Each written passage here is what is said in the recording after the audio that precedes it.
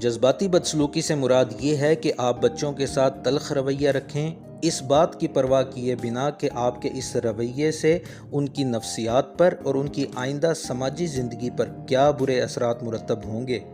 جذباتی بدسلوکی بہت عام ہے اور اکثر اوقات تو اسے تربیت کا عمل سمجھ کر دہرایا جاتا ہے۔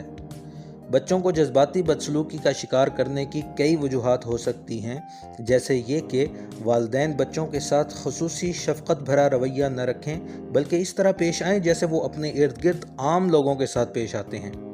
والدین کے اسی عامیانہ رویے کی وجہ سے بچے والدین کو غیر دلچسپ اور لطف اندوز ہونے کے لیے غیر قابل سمجھنے لگیں۔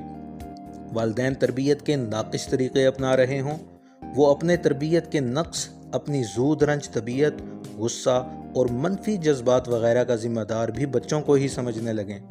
والدین یا بچے کسی جسمانی